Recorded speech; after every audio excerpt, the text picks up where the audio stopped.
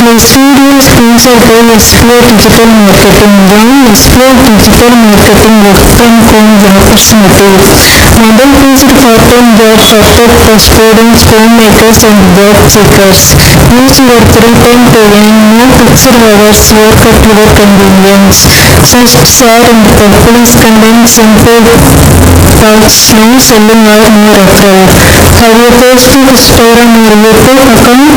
You are already eligible. Earn daily income with instant payouts. Start from day one.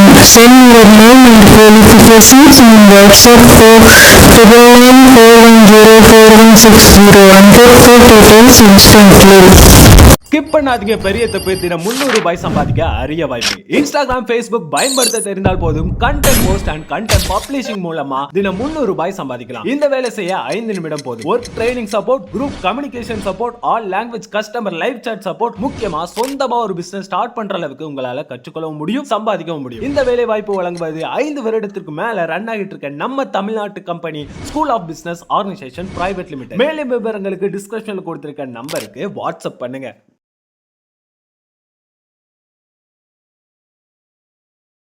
புனிதம் அந்த வீட்டில் வேலைக்கு சேர்ந்து 1 வாரம் ஆகியிருந்தது.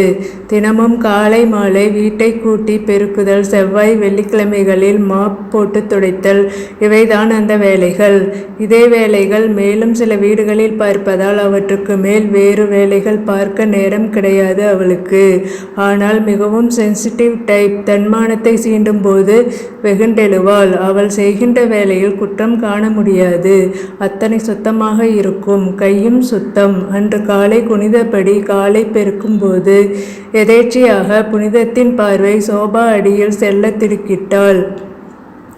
ஒரு 500 ரூபாய் நோட்டு காணப்பட்டது. அதை கையில் எடுத்தாள். அம்மா குரல் கொடுக்க அடுக்கலையில் வேலையாக இருந்த சுந்தரி வெளிப்பட்டாள். என்ன புனிதம்? இந்த நோட்டு சோபா அடியில் கிடந்தது. நோட்டை கையில் வாங்கிய சுந்தரி, கொஞ்ச நேரம் முன்னால் என் வீட்டுக்காரர் கையில் பணத்தோட சோபாவில் உட்கார்ந்து கொண்டிருந்தார். அந்த நோட்டுகளில் ஒன்று தவறிப்போய் சோபா அடியில் விழுந்திருக்கும். நல்ல வேலை உன் கண்ணில் பட்டதால எடுத்து கொடுத்தே. சரி, நீ வேலையை பாரு. நோட்டை வாங்கி கொண்டு மீண்டும் அடுக்கலைக்குள் நுழைந்தாள் சுந்தரி. என்னதான் பணம் இருந்தாலும் இப்படி கவனமில்லாமல் இருப்பது சரியில்லை. எண்ணி பார்க்கிற போது ஒரு நோட்டு குறைந்திருப்பது தெரியாமலா போயிருக்கும்? புனித மனதில் இந்த எண்ணம் தோன்றினாலும் வேறு ஏதோ ஒன்று நெருடியது. அது என்னவாக இருக்கும் என்று குழம்பினாள். அடுத்த வாரம் சுந்தரியின் அறையை கூட்டும்போது பீரோ அடியில் ஒரு 500 ரூபாய் நோட்டு கிடந்தது. அதை எடுத்துக்கொண்டு வெளிப்பட்ட புனிதம் அழைத்ததின் பேரில் வெளிப்பட்டாள் சுந்தரி. கையில் அந்த ரூபாய் நோட்டை வைத்தபடி சுந்தரியை முறைத்து பார்த்த புனிதம், இது உங்க அறை பீரோ கீழே கிடந்தது. இதுக்கு என்னம்மா அர்த்தம்? அழுத்தம் திருத்தமாய் கேட்டாள். அசட்டு சிரிப்பொன்றை உதித்த சுந்தரி, சாரி புனிதம், பால்காரருக்கு பணம் செட்டில் பண்ணும்போது ஒரு நோட்டு தவறி விழுந்திருக்கும். அதுதான் இது. எடுத்து கொடுத்ததற்கு ரொம்ப நன்றி என்றபடி நோட்டை வாங்கி கொண்டாள். நன்றி இருக்கட்டும். அன்னைக்கு சோபா அடியில் கிடந்தது, இப்போ பீரோ அடியில் கிடக்கு. அதே மாதிரி 500 ரூபாய் நோட்டு. இது தவறி விழுந்த மாதிரி எனக்கு தெரியல. புனிதம் பேச்சின் தோரணையே மாறியிருக்க எரிச்சல் விட்டாள் சுந்தரி. அப்படின்னா அம்மா, ஒரு தடவை கை தவறி விழுந்தா பரவாயில்லை, 2 தடவை விழுந்திருக்கு. அதாவது வேணும்னே கீழே போட்ட மாதிரி இருக்கு. என்ன உளர்லே, இப்படித்தான் நடந்திருக்கும்னு என்னோட மனசாட்சி சொல்லுது. ஆமாம், என்னோட நாணயத்தையும் நேர்மையையும் சோதனை பண்ணி பார்க்கத்தான் இந்த ஏற்பாடு. அம்மா, நாங்கள் ஏழைகள்தான். ஆனால் நாணயமும் நேர்மையும் எங்ககிட்ட நிறையவே இருக்கு. அதோட மானமும் ரோசமும் அளவுக்கு அதிகமாக இருக்கு.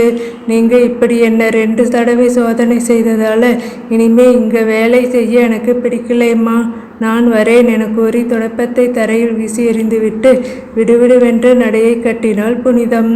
செய்வதறியாது திகைத்து போய் நின்றாள் சுந்தரி.